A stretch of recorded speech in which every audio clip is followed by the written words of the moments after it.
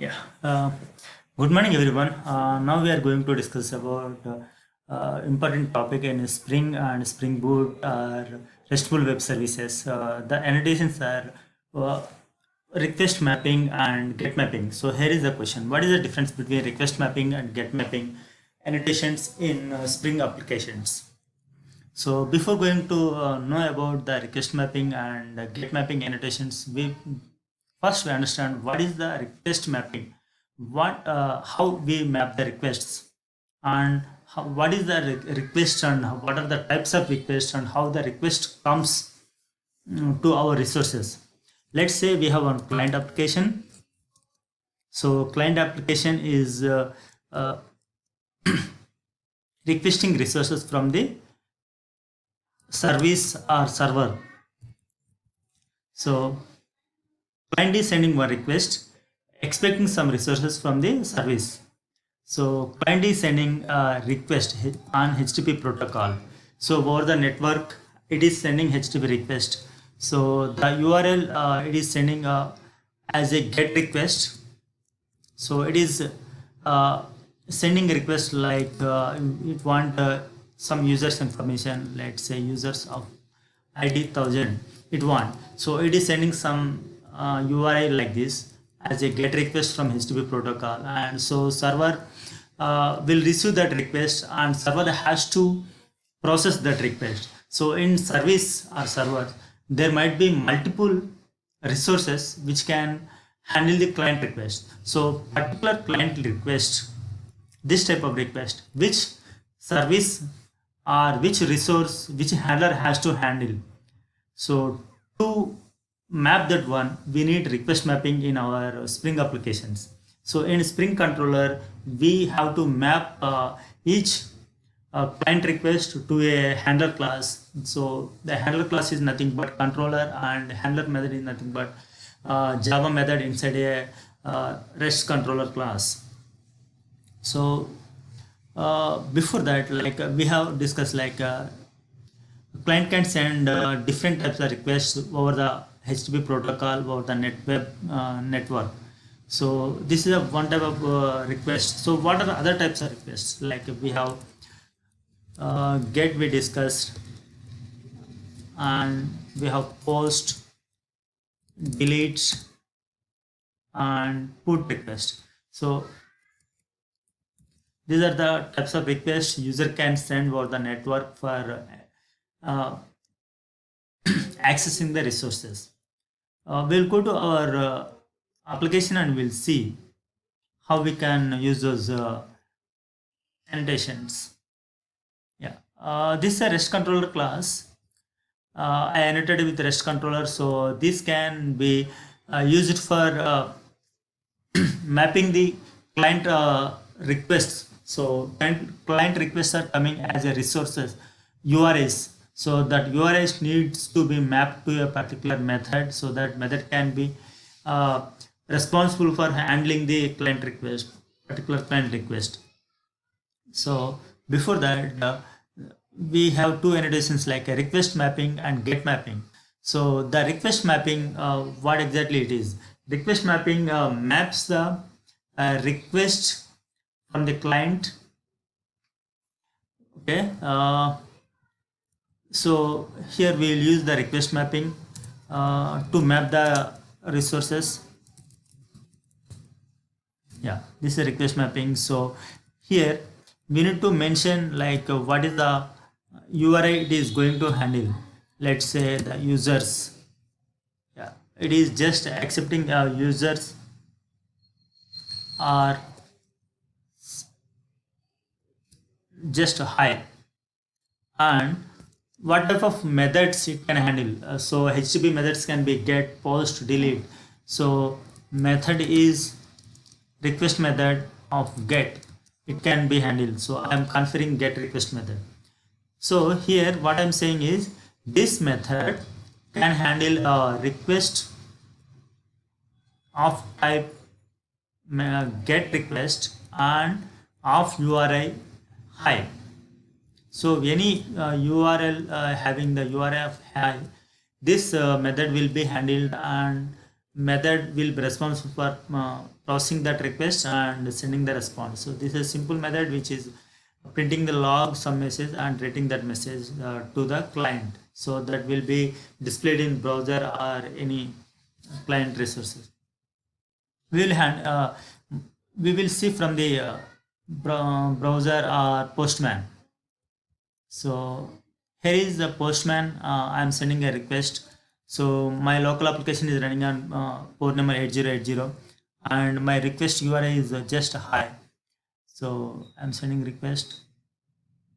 We'll see. Request 404. It's not found. We'll see what is the problem. So it's just hi, and yeah, it's not saved. Okay, I just now saved this one. We will get some response. Okay, yeah, we got the response. Welcome to Spring World, which I am returning from the service. So I received the response. So here I am sending the get request and URI is hi. So this service is handled. Now let me try with the other annotation, get request. So get mapping annotation. When we use the get mapping annotation, we already have request mapping, and we have a new annotation called get mapping. So get mapping annotation is a comprised or specialized version for get type of requests. So here in request mapping, we are providing what type of request it can handle. So request method is get, we explicitly configuring, but in get mapping, request type get is implicit. So if you are using this annotation, means this method can handle only get method requests. So we no need to explicitly mention what type of request it is, and just we need to configure what URI it can handle. So the URI I'm handling is just say hi. So nothing more, nothing less. We no need to configure anything else.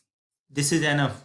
So if you observe this, request mapping is contain two parts of request method and request URI. But in get mapping, we no need request method. You just need a request URI. Let me run from Postman and see. Uh, we'll change some log here to differentiate between the requests. So I'm giving numbers. Yeah, let me execute. So the response will come. Let me run again. Yeah, we received welcome to Spring World 222. So the get request is served here. In similar way, we have some other annotations. Post request.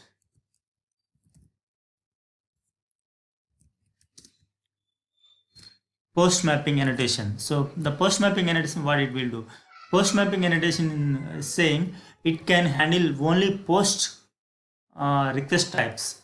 It cannot handle get or delete or put. It can handle only post, and you no need to mention post request implicit. No need to mention explicitly. It is implicit that it can handle post request. So I need to configure only request URI. Yeah, let me change this number. Okay, now I'm running from Postman. Method not allowed. Yeah, why it is giving method not allowed? Because we configured with post mapping, and so we need to send post requests. But if you observe here in Postman, I'm sending only get request. So get request. So here exception is the HTTP request method not supported exception, because we didn't configure get. We configured only post. So we need to send post request.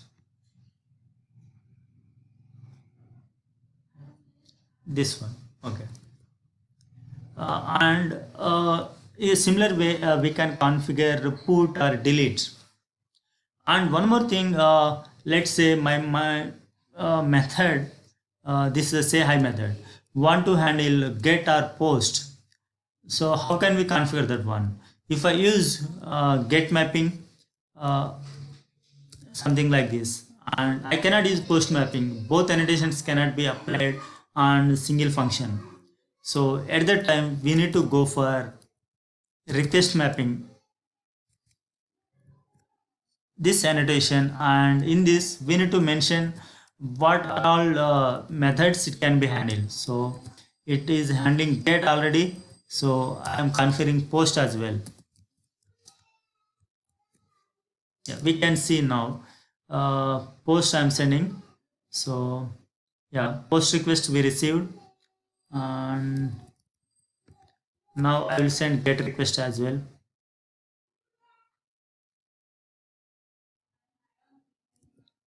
Yeah, I received get request. So in this case, like I want my method want to handle multiple types of requests, then I have to go for request mapping. Yeah, I cannot go for single request mappings like a get or post. Let's say what will happen if I put multiple annotations like get mapping and post mapping, and uh, I want to try to run here. uh, Get mapping I am trying to execute. So I received the response, and yeah, post also I configured, so I am sending post request. Yeah, it is saying HTTP method request method not supported exception, because we cannot configure multiple annotations for request types. So only option is we have to go for request mapping. What is the alternate case? We will go for request mapping. One more thing is we want to configure context some root URI.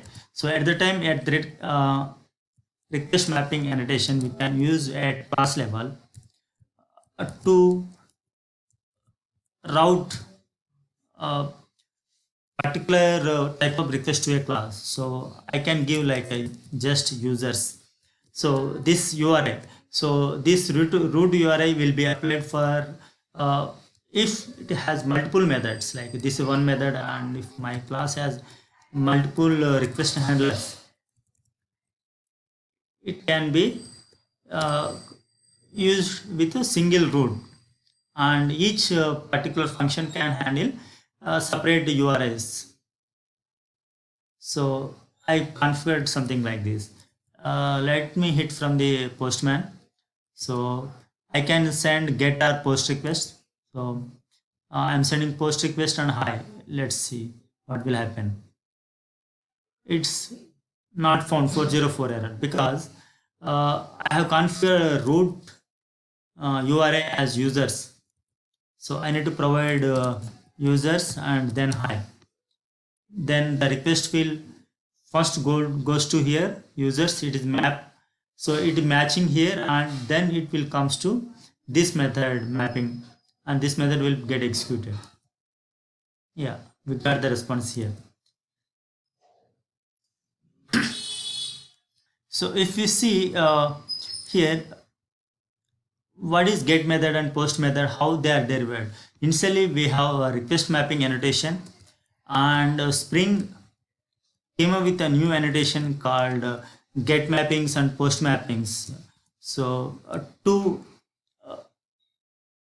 reduce the configuration burden, here for request mapping we have to give request URI and method types. So Spring came up with for get request, it came up with at the rate get method annotation.